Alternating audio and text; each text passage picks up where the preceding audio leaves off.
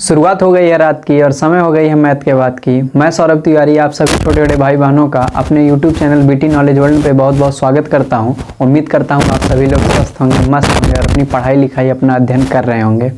तो जो पहली वीडियो थी इंट्रोडक्शन वीडियो नंबर सिस्टम की, उम्मीद करते हैं आप सभी लोगों ने उसको पूरा देख लिया होगा अच्छे से और सारे कंसेप्ट क्लासिफिकेशन तक, यानी जहाँ तक हम लोगों ने वो डायग्राम बनाया था वहाँ तक की हर एक संख्या को, हर एक पार्ट को आपने अच्छे से कॉपी पे नोट कर लिया होगा। और उसके बाद हम लोग अब चर्चा करते हैं धीरे धीरे उसके अंतर्गत जितने भी नंबर्स हम लोग लिखे थे उन सारे नंबर्स के ऊपर आज हम लोग चर्चा करेंगे।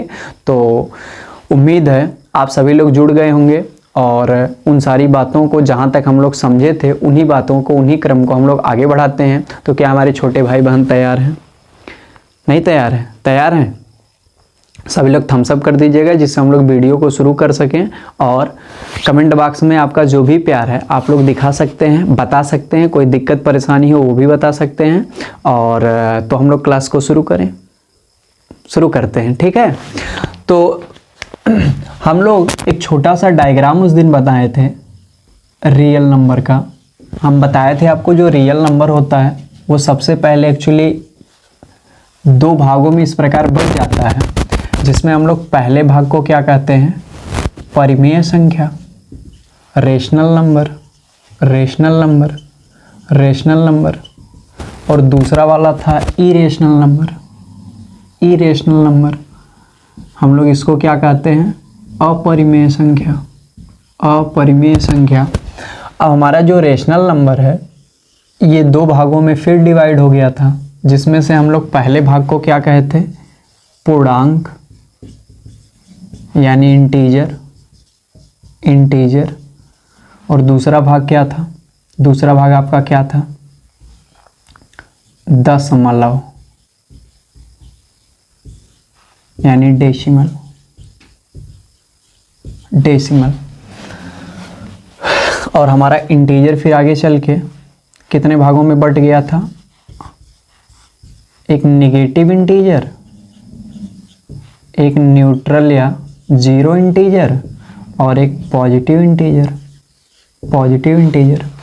ऐसे हम लोगों ने बहुत सारे क्लासिफिकेशन देखे थे।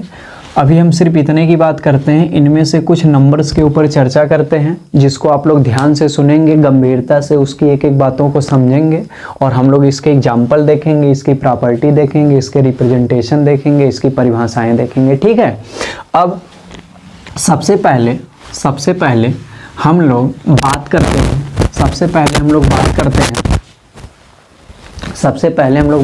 हैं रेशनल नंबर के ऊपर। सबसे पहले हम लोग किसके ऊपर बात करते हैं? रेशनल नंबर के ऊपर। रेशनल नंबर यानी परिमेय संख्या। तो सबसे पहले आज हम आप लोगों को परिमेय संख्या की डेफिनेशन बताते हैं कि वास्तव में परिमेय संख्या कहते किसे हैं। What is the definition of rational number? तो सबसे पहले हम लोग रेशनल नंबर की डेफिनेशन देखेंगे। गणित में पाई जाने वाली कोई भी ऐसी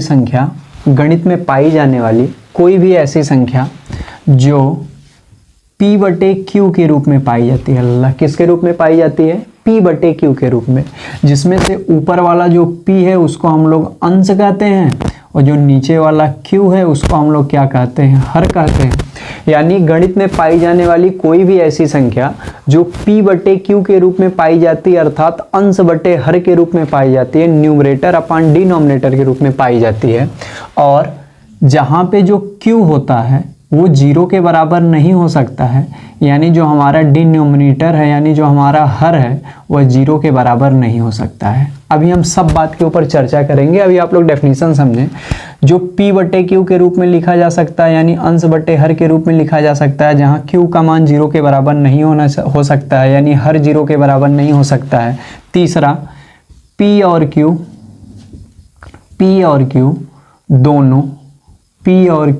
दोनों पूर्णांक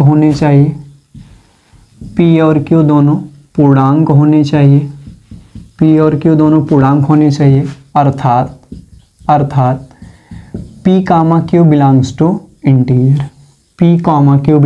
इंटीजर। अभी हम बताएंगे आगे। चौथा, सब लोग 3 डेफिनेशन बताते हैं, यहाँ 3 कंडीशन बताते हैं और बेसिकली इसी में रेशनल नंबर को डिफाइन कर देते हैं। लेकिन जो सबसे उसकी स्पेशल केस होता है, सबसे स्पेशल पॉइंट होता है, वो चौथा होता है। और वो चौथी बात क्या होती है, जो P और Q लिए जाते हैं, ये जो P और Q होते हैं ये होने चाहिए कैसे, पता है सबको, को प्राइम नंबर होने चाहिए। कैसे होने चाहिए, को प्राइम नंबर।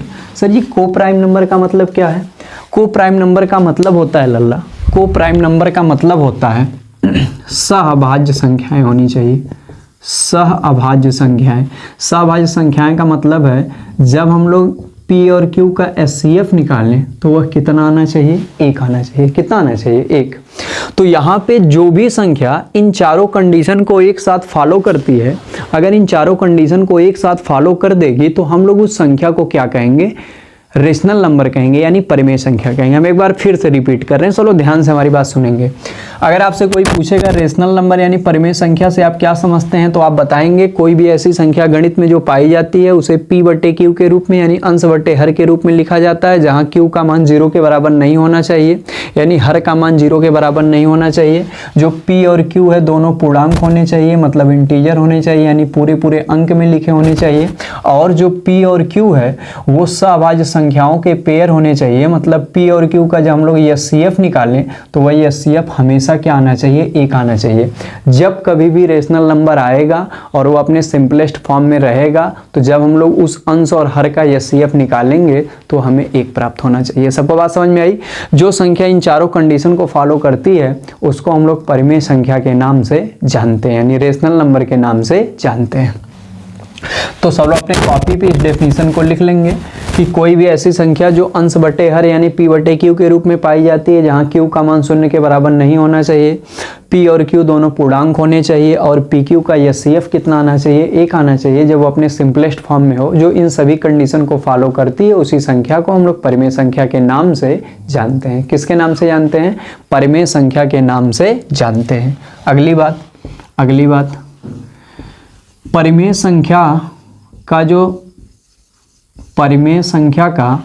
जो रिप्रेजेंटेशन है, परिमेय संख्या का जो रिप्रेजेंटेशन है, एक्चुअली इसके जो सेट का रिप्रेजेंटेशन है, यानी व्यापक रूप में जब हम लोग इसको रिप्रेजेंट करना चाहें तो हम लोग इसको कैपिटल Q से निरूपित करते हैं। किससे निरूपित करते हैं? कैपिटल Q से।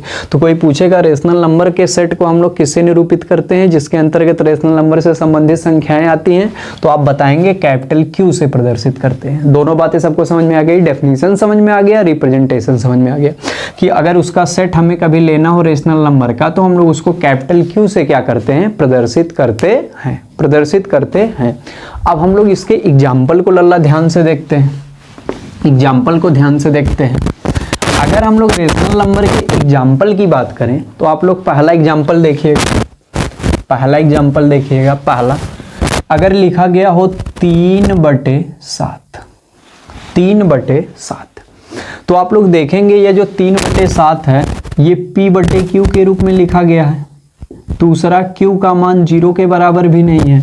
तीसरा P और Q दोनों पूर्णांक हैं। और चौथी और इम्पॉर्टेंट बात, जब हम लोग PQ का HCF निकालेंगे तो हमारा 1 निकल के आएगा। 3 और 7 का जब हम लोग HCF निकालेंगे तो वह 1 निकल के आएगा, क्योंकि 3 और 7 को एकमात्र एक ऐसी संख्या है जो दोनों को एक साथ डिवाइड कर सकता है। तो जो चारों कंडीशन को फॉलो कर गया, देखिए हम लोग उसको समझ लिए, यह अपने आप में रेशनल नंबर का काम कर रहा है या रेशनल नंबर की कैटेगरी में आता है। दूसरा अगर हम आपसे पूछें बताइए 1.4 बताइए 1.4 कौन सा नंबर है? आप लोग कमेंट बॉक्स में अभी कमेंट करके बताइए 1.4 कौन सा नंबर है। क्या 1.4 रेशनल नंबर है? आप लोग कमेंट करके बताइए क्या 1.4 रेशनल नंबर है, क्या 1.4 परिमेय संख्या है। आज देखते हैं आप लोग परिमेय संख्या के बारे में जानते हैं कि नहीं जानते हैं। 1.4 बताइएगा रेशनल नंबर है कि नहीं। जिसका आंसर 1.4 के लिए नो आ रहा है कि यह रेशनल नंबर नहीं है, वो लोग अभी रेशनल नंबर के कंसेप्ट को, इसका मतलब अच्छे से नहीं जानते। और जिनका यस आ रहा है वो बहुत अच्छी पढ़ाई कर रहे हैं। तो आप समझेंगे, जितने भाई बहनों को हमारे आ रहा है वो अपना रिवाइज कर लेंगे, और जिसको नहीं आ रहा है आज अपने जीवन में इस कंसेप्ट को समझें कि हम लोग 1.4 को 14/10 तो लिख ही सकते हैं, 14/10 तो लिख ही सकते हैं। अब इसको सिंपलेस्ट फॉर्म में कन्वर्ट कर देंगे। अगर ये किसी से डिवाइड हो जाएगा तो इसको डिवाइड भी कर देंगे। 2 7 जा 14, 2 5 जा 10, यानी जब हम इसको फर्दर एक्सपेंड कर दिए तो हमारा 7/5 निकल के आ गया। अब हम लोग देख रहे हैं ये जो 7/5 है ये P/Q के रूप में है, जहाँ Q का मान 0 के बराबर भी नहीं है। PQ पूर्णांक है, PQ क्या है? पूर्णांक है। और जब हम लोग PQ का HCF निकालेंगे, यानी 5 और 7 के HCF निकालेंगे तो वह 1 आएगा। तो इस प्रकार से 1.4 को अगर कोई कैटेगराइज करेगा कि क्या आपसे पूछेगा क्या यह परिमेय संख्या है, तो क्योंकि हम इसे परिमेय संख्या के रूप में परिवर्तित कर सकते हैं, इसीलिए हम लोग इसको परिमेय संख्या की श्रेणी में रखेंगे। सबको उम्मीद करते हैं बात समझ में आई होगी। एक और एग्जाम्पल आपसे पूछ रहे हैं, अगर आपसे कोई कह दे बताइए 3 जो है वो परिमेय संख्या है कि नहीं, 3 परिमेय संख्या है कि नहीं। आप लोग कमेंट का बॉक्स में बताते जाइएगा। जिस क्वेश्चन आपसे पूछते जा रहे हैं सबका आप सब लोग आंसर कमेंट बॉक्स में लिखें। बताएं क्या 3 परिमेय संख्या है? तो हम लोग 3 को 3/1 तो लिख ही सकते हैं। अगर कोई integer value, positive integer value दी गई है तो उसके अपान में हम लोग 1 तो लिख ही सकते हैं। और जैसे ही हम लोग किसी इंटीजर के अब डिनोमिनेटर के रूप में 1 को लिख देते हैं तो वह जो होता है वह P/Q के रूप में कन्वर्ट हो जाता है। हम लोग देख रहे हैं Q का मान 0 के बराबर नहीं है और P और Q दोनों इंटीजर हैं, और दोनों का जब हम लोग HCF निकालते हैं तो 1 प्राप्त होता है। इस प्रकार ये सभी कंडीशंस को फॉलो कर रहा है, इसलिए ये अपने आप में क्या है? रेशनल नंबर है। हम लोग चौथे के ऊपर आते हैं, चौथे एग्जाम्पल के ऊपर आते हैं। अगर लिखा गया है कहीं √36 अपान √100, √36 अपान √100, और कोई आपसे पूछ ले बताइए ये रेशनल नंबर है कि नहीं है। आप लोग कमेंट बॉक्स में बताते जाइएगा कि ये रेशनल नंबर है कि नहीं। अभी हम लोग इसको और ज़्यादा सिंपलेस्ट फॉर्म में व्यक्त कर सकते हैं, उसके बाद हम लोग निर्धारित कर पाएंगे कि ये रेशनल नंबर है कि रेशनल नंबर नहीं है। तो हम लोग 36 का जब स्क्वायर रूट निकालेंगे तो 6 आएगा, और 100 का निकालेंगे तो 10 आएगा।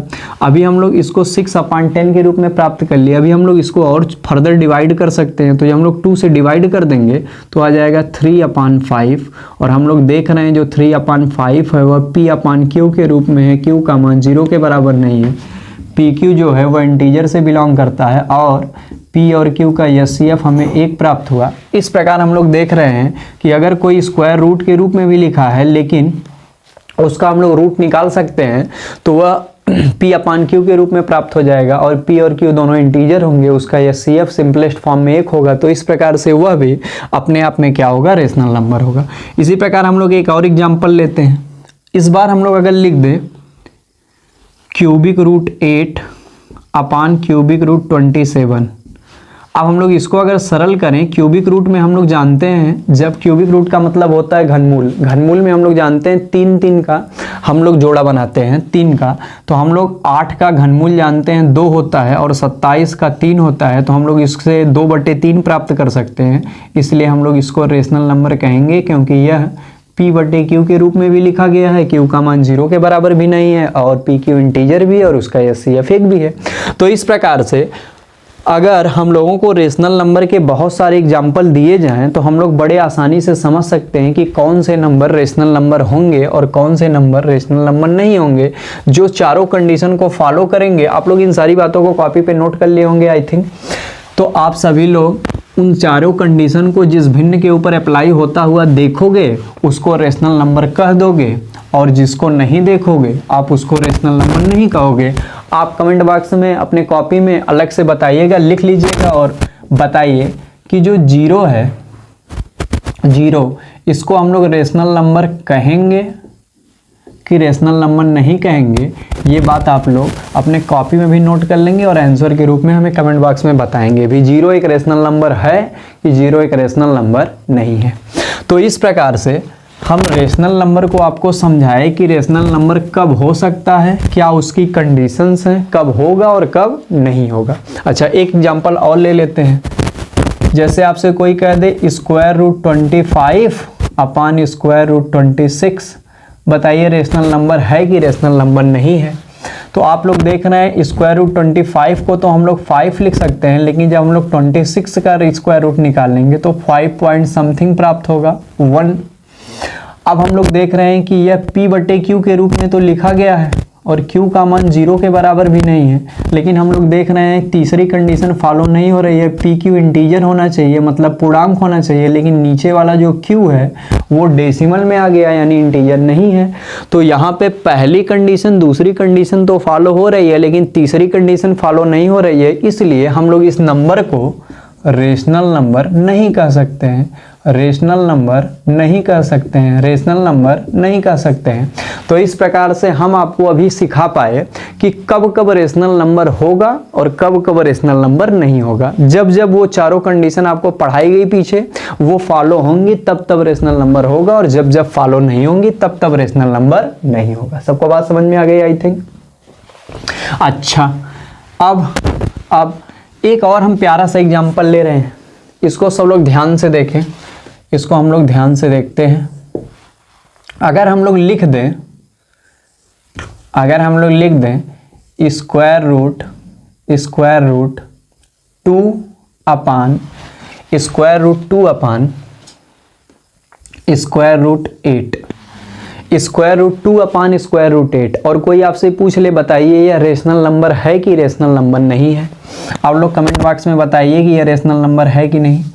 हम लोग जब इसको सॉल्व करेंगे तो ऊपर स्क्वायर रूट 2 रहने देंगे अपान 8 का हम लोग स्क्वायर रूट निकाल लेंगे। जब हम लोग 8 का स्क्वायर रूट निकालेंगे तो 8 को हम लोग 4 × 2 लिख सकते हैं ना। अब हम इसको जब फर्दर सॉल्व करेंगे तो 4 का स्क्वायर रूट 2 होता है और 2 का स्क्वायर रूट 2 होगा। तो इस प्रकार हम लोग देख रहे हैं स्क्वायर रूट 2 से स्क्वायर रूट 2 कैंसिल हो गया, यानी करड़ी में 2 से करड़ी में से 2 कट गया और हमारे पास बच गया 1/2। हमारे पास ऐसा नंबर था, उसको हम लोगों ने ऐसा कन्वर्ट कर दिया, फिर इसको ऐसा कन्वर्ट कर दिया, फिर ये करड़ी में 2 कैंसिल आउट हो गया। हमारे पास केवल क्या बच गया 1/2।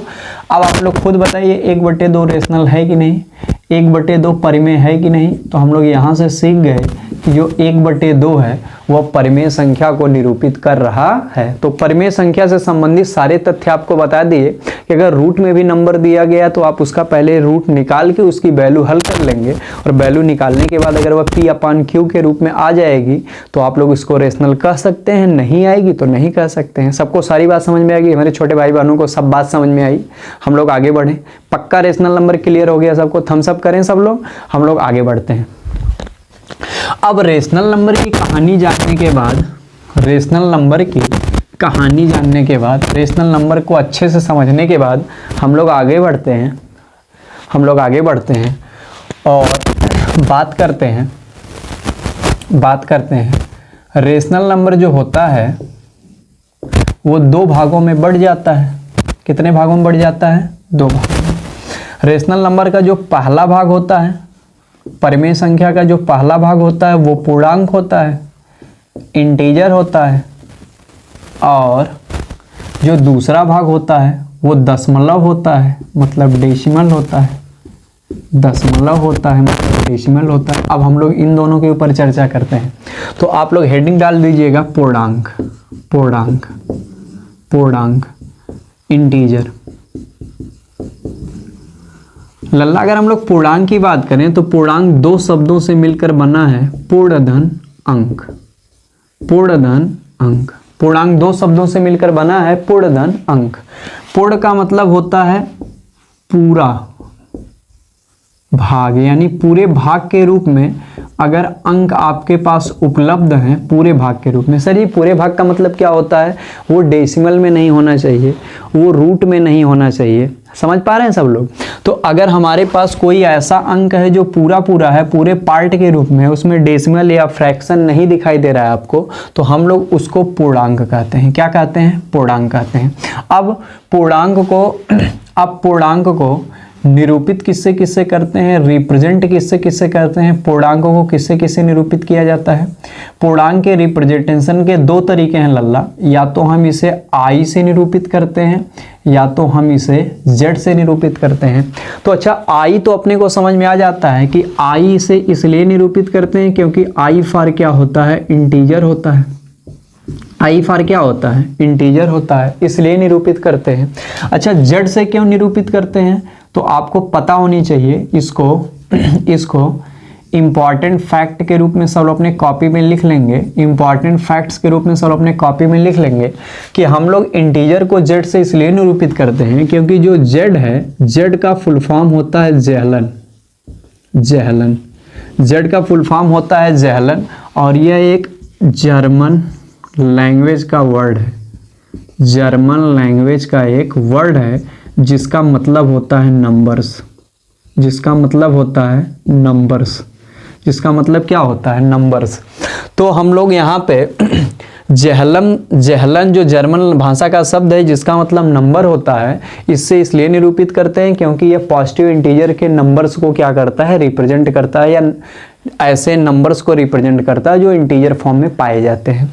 तो इस प्रकार से हम लोग सीख गए कि इंटीजर को हम लोग आई से भी निरूपित करते हैं और इंटीजर को हम लोग जेड से भी निरूपित करते हैं। आई का मतलब इंटीजर होता है, जेड का मतलब जेहलन होता है। जेहलन एक जर्मन भाषा का शब्द है जिसका मतलब पूर्णांक से संबंधित संख्याएं होती हैं। तो हम लोग इसका बारे में, इसका लिटरल मीनिंग यानी इसके शाब्दिक अर्थ को भी समझ गए और इस प्रकार से इसके रिप्रेजेंटेशन को भी समझ गए कि हम लोग इसको किस किस प्रकार से निरूपित कर सकते हैं। अब कोई पूछेगा पूर्णांक के अंतर्गत कौन कौन सी संख्याएं आती हैं, पूर्णांक के अंतर्गत कौन कौन सी संख्याएं आती हैं।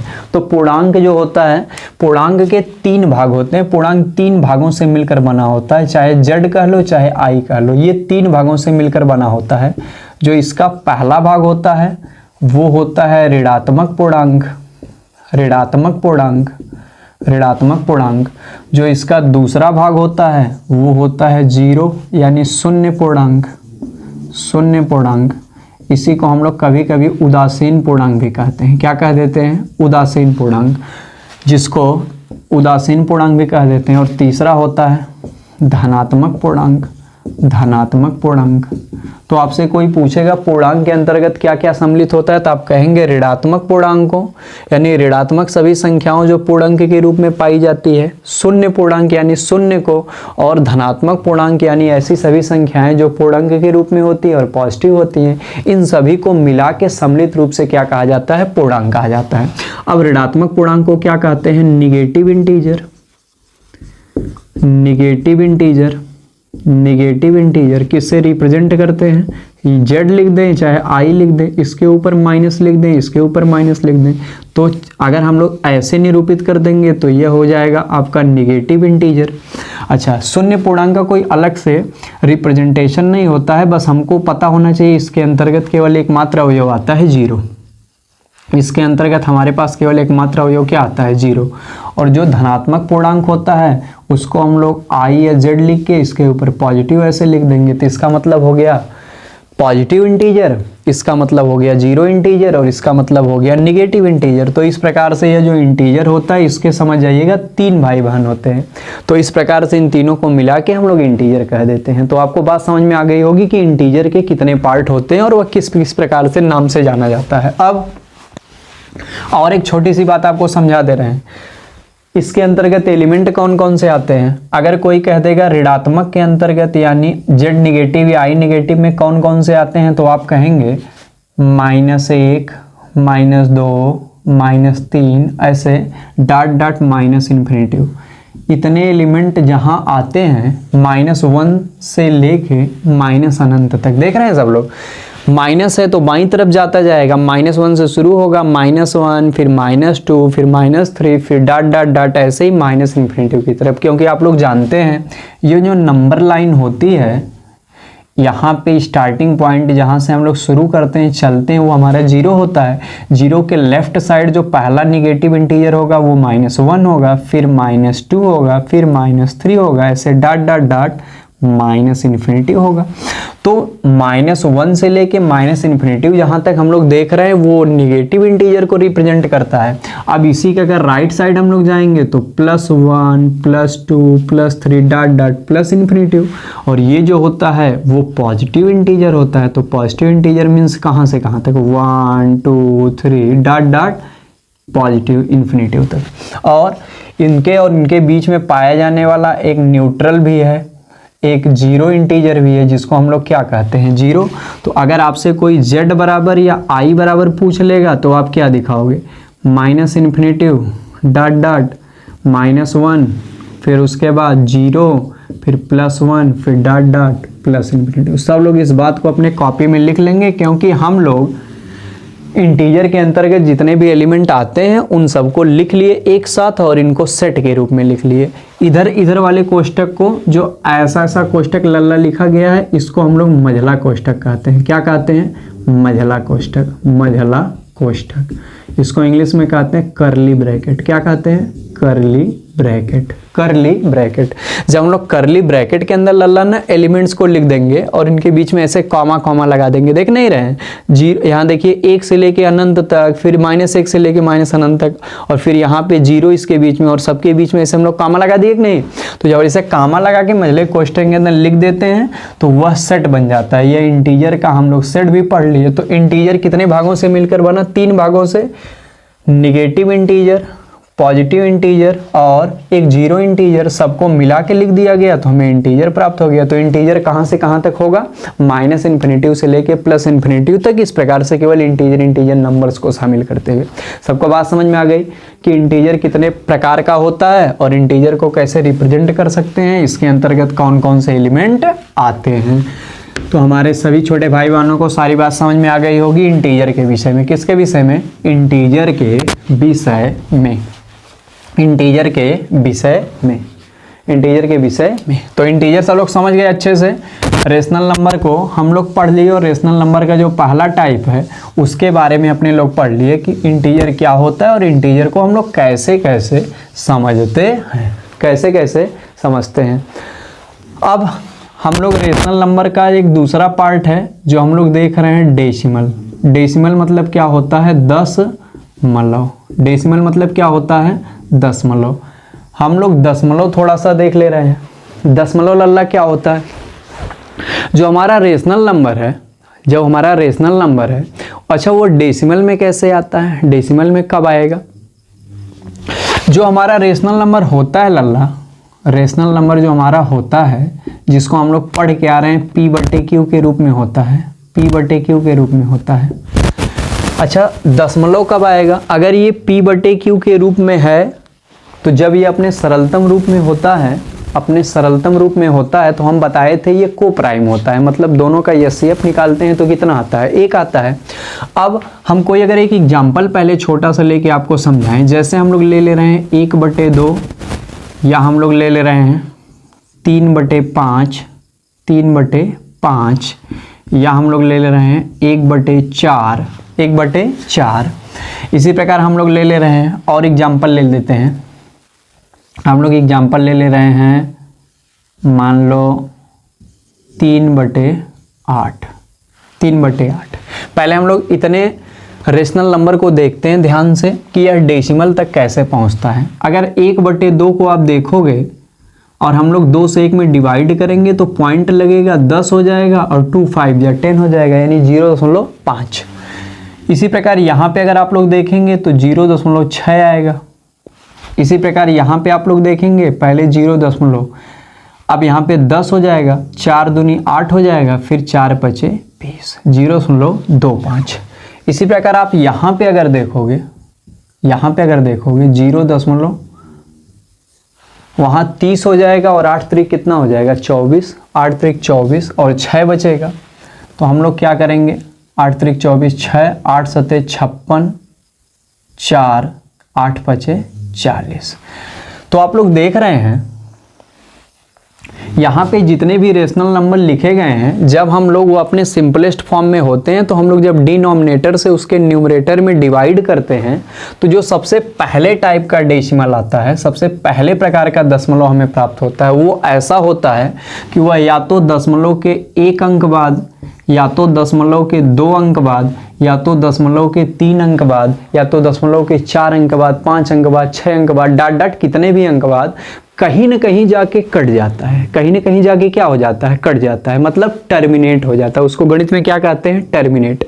तो जब कोई रेशनल नंबर इस प्रकार लिखी गई होती है कि जब वह अपने सिंपलेस्ट फॉर्म में होती है, अर्थात जब हम उसे रेशनल नंबर कहते हैं, तब अगर उसके हर से उसके अंश में भाग करें और वह दशमलव के 1 अंक बाद, 2 अंक बाद, 3 अंक बाद, 4 अंक बाद, कितने भी अंक बाद, लेकिन कुल मिला के टर्मिनेट हो जाए, मतलब पूरा पूरा विभाजित हो जाए, मतलब पूरा पूरा कट जाए, तब हम लोग पहले प्रकार के डेसिमल नंबर को प्राप्त कर लेते हैं।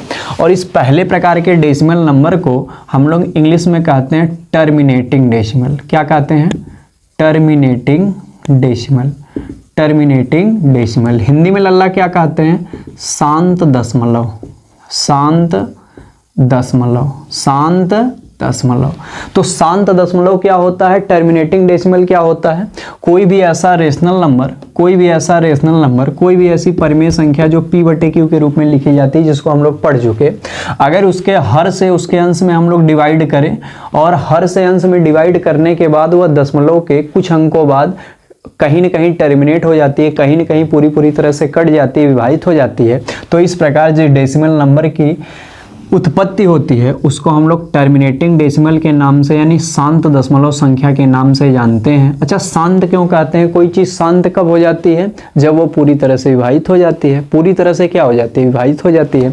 तो पूरी तरह से विभाजित हो जाने को टर्मिनेट होना कहते हैं, उसी को हिंदी में शांत दशमलव कहते हैं। उम्मीद करते हैं सबको डेसिमल का जो पहला टाइप है डेसिमल का, शांत दशमलव, उसके बारे में सब लोग समझ में आया होगा और ये सारे एग्जाम्पल समझ में आए होंगे।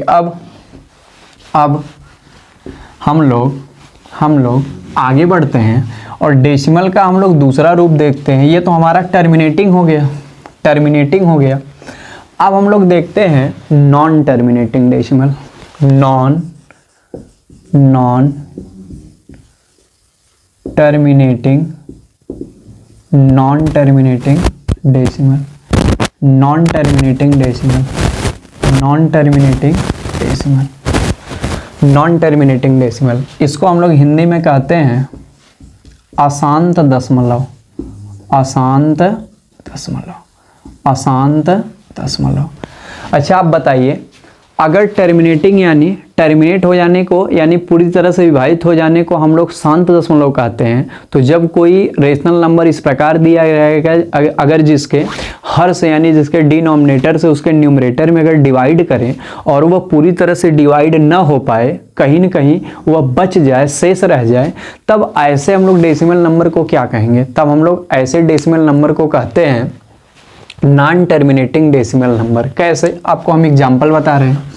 हम लोग एग्जाम्पल ले ले रहे हैं 1/3, 2/3, 1/3, 2/3। आप लोग इन दोनों नंबर को ध्यान से देखेंगे, 1/3 को और 2/3 को। अगर आप लोग 3 से 1 में डिवाइड करोगे, 3 से 1 में डिवाइड करोगे, आप लोग ध्यान से देखो तो पॉइंट बढ़ाएंगे, 0 आ जाएगा, 3 3 जा 9, फिर 1 आ जाएगा 0, 3 3 जा 9, फिर 1 आ जाएगा 0, 3 3 जा 9, फिर 1 आ जाएगा 0, 3 3 जा 9, 1 0, 3 3 जा 9, 1 0। आप देख रहे हैं कि हम लोग भाग देते जा रहे हैं, लेकिन हमारी जो भाग है, मतलब जो हमारी भिन्न है, वह टर्मिनेट नहीं हो रही है और यह लगातार एक ही प्रकार की कैरी को प्राप्त कर रही है, शेषफल को प्राप्त कर रही है। तो इस प्रकार हमारा यह जो परिमेय संख्या है, यानी हमारी जो भिन्न है, वो हमें एक ऐसा रिजल्ट प्रदान कर रही है जो अशांत दशमलव को व्यक्त कर रहा है, मतलब नॉन टर्मिनेटिंग डेसिमल को व्यक्त कर रहा है। और ये जो 3 है वो बार बार आएगा, इनफाइनाइट टाइम्स आएगा। इसी को मैथ में क्लास 9th में हम लोग पढ़ चुके हैं कि जिस नंबर का लगातार रिपीटिशन होता है उसको हम लोग उसी संख्या के ऊपर बार लगाकर निरूपित करते हैं। ये पहले की बात है, हम लोग इसके बारे में जानते हैं। तो यहाँ पे हम लोग अशांत दशमलव के बारे में सीख पाए कि अगर कोई जो नंबर है, अगर वह टर्मिनेट नहीं हो रहा है उसके डिनोमिनेटर से उसके न्यूमरेटर में भाग देने पर, तो वह किसके अंतर्गत आएगा? अशांत दशमलव के अंतर्गत आएगा। तो अशांत दशमलव के बारे में हम लोग ये समझ पाएगी अशांत कब कहेंगे, जब कोई फ्रैक्शन जो है, मतलब कोई रेशनल नंबर जो है, अगर वह टर्मिनेट नहीं होगी तब हम लोग उसको किस नाम से जानते हैं? अशांत दशमलव के नाम से जानते हैं। इस सबको आप लोग कॉपी पे नोट कर लीजिए। और यहाँ से अच्छा, उसी प्रकार 2/3 की अगर बात करें तो हम लोग जब इसको डिवाइड करेंगे बार बार, तो हमारे पास हर बार 6 6 6 6 आएगा। 3 छक 18, फिर 2 बचेगा, फिर 20 हो जाएगा, फिर 3 छक 18, फिर 3 छक 18, फिर 3 छक 18, बार बार हमारे पास 6 6 6 6 आता जाएगा। और क्योंकि ये इनफाइनाइट टाइम्स आएगा, ये कभी टर्मिनेट नहीं होगा, इसीलिए इसको हम लोग नॉन टर्मिनेटिंग डेसिमल की कैटेगरी में रखेंगे। सबको बात समझ में आ गई? तो नॉन टर्मिनेटिंग जो नंबर है वह किस प्रकार से गणित में प्राप्त होता है, आप लोग इसके बारे में आई थिंक समझ गए होंगे कि कब वह नॉन टर्मिनेटिंग होता है। अब जो नॉन टर्मिनेटिंग होता है, जो नॉन टर्मिनेटिंग होता है, वो नॉन टर्मिनेटिंग नंबर भी, वो नॉन टर्मिनेटिंग नंबर भी यानी नॉन टर्मिनेटिंग डेसिमल भी हम लोग क्लासिफिकेशन में देख चुके हैं। ये अशांत दशमलव भी, अशांत दशमलव भी 2 भागों में प्राप्त होता है। एक हम लोग पढ़े थे आवर्त, आवर्त दशमलव, जिसको हम रिकरिंग कहे थे, रिकरिंग डेसिमल। और दूसरा अनावर्त दशमलव, अनावर्त दशमलव, अनावर्त दशमलव, जिसको हम लोग नॉन रिकरिंग कहते हैं, नॉन रिकरिंग डेसिमल, अनावर्त दशमलव। तो अशांत दशमलव 2 भागों से मिलकर बनता है, एक आवर्त दशमलव और एक अनावर्त दशमलव। आवर्त दशमलव का मतलब होता है, आवर्त दशमलव का मतलब होता है, आवर्त दशमलव का मतलब होता है एक ऐसा परिणाम, एक ऐसा डेसिमल में प्राप्त होने वाला परिणाम जिसमें एक या एक से अधिक अंकों की, एक या एक से अधिक अंकों की या अंक समूहों की पुनरावृत्ति होती है, पुनरावृत्ति होती है।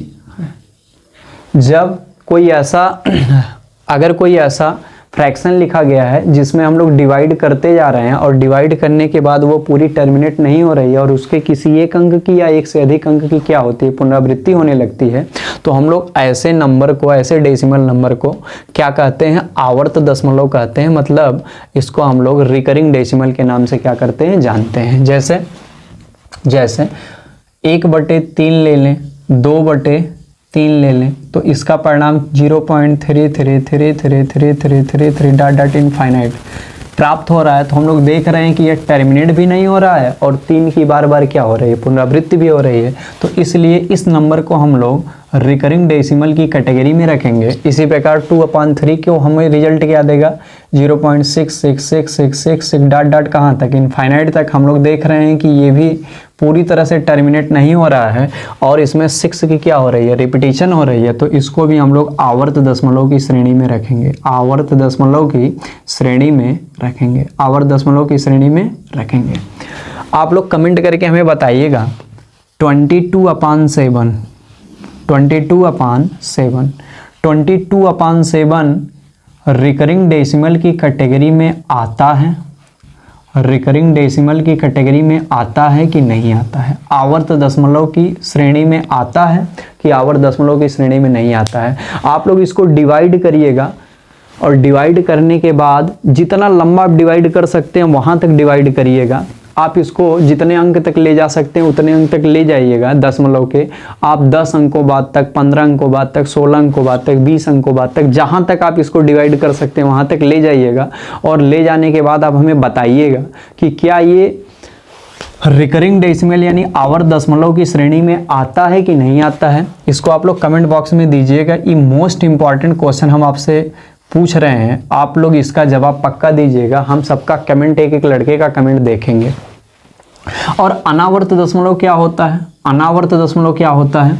एक ऐसा डेसिमल नंबर, एक ऐसा डेसिमल नंबर जिसमें अंकों की पुनरावृत्ति नहीं होती है, अंकों की पुनरावृत्ति नहीं होती है, अंकों की पुनरावृत्ति नहीं होती है।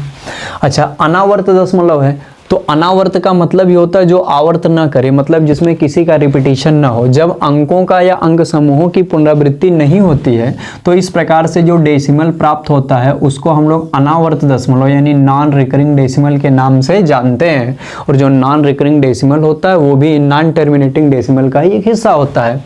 अच्छा, जैसे हम लिख दें 1.2345648932345 ऐसे। तो हम लोग यहाँ पे देख रहे हैं कि कोई फिक्स पैटर्न नहीं है जो यहाँ पे फॉलो हो रहा हो।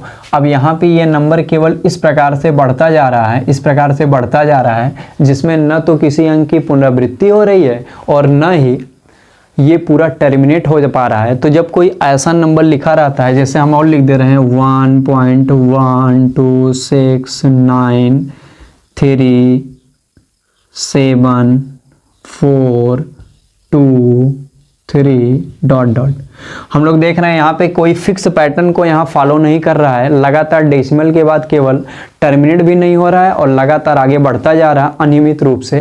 तो इस प्रकार से अगर कोई डेसिमल लिखा गया होता है तो उसको अनावर्त दशमलव कहते हैं। अनावर्त इसलिए कहते हैं क्योंकि यहाँ पे रिपीटिशन नहीं होता है, और इसको नॉन टर्मिनेटिंग की कैटेगरी में क्यों रखते हैं, क्योंकि ये टर्मिनेट नहीं होता है।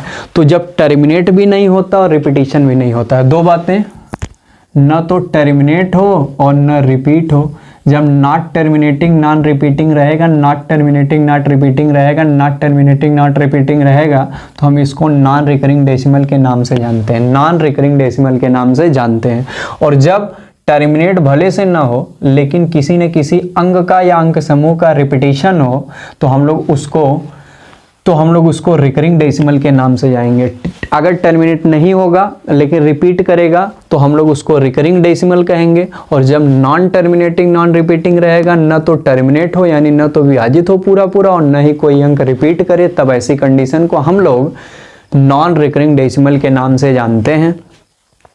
तो उम्मीद करते हैं आपको परिमेय संख्या और परिमेय संख्या के जो दोनों भाग हैं, मतलब जो आपका पहला था इंटीजर और जो आपका दूसरा था डेसिमल, इन सारी बातों को आप ध्यान से समझ गए। आप लोग कमेंट बॉक्स में अपने से नॉन रिकरिंग डेसिमल के 1 से 2 एग्जाम्पल लिखने की कोशिश करिएगा। हम देखेंगे कि सब लोग लिख पा रहे हैं कि नहीं लिख पा रहे हैं। तो हम लोग जब इसके आगे बढ़ेंगे तो हम लोग अगले वीडियो में इरेशनल नंबर के ऊपर चर्चा करेंगे कि किसे इरेशनल नंबर के नाम से जाना जाता है, उसकी गणितीय परिभाषा क्या है और उसके एग्जाम्पल्स क्या हैं। उम्मीद करते हैं आज का सारा कंसेप्ट आपको अच्छे से समझ में आया होगा। आप लोग अच्छे से सारी बातों को नोट्स बनाएंगे, सभी बातों को अच्छे से लिख डालेंगे और रिपीट कर डालेंगे। तो अपने प्यारे प्यारे भाई बहनों से हम लोग मिलते हैं नेक्स्ट वीडियो में नेक्स्ट कंटेंट के साथ। तब तक आप लोग पढ़ाई करते रहिए, स्वस्थ रहिए, मस्त रहिए, पढ़ते लिखते रहिए। हम लोग मिलते हैं, तब तक के लिए बहुत बहुत धन्यवाद।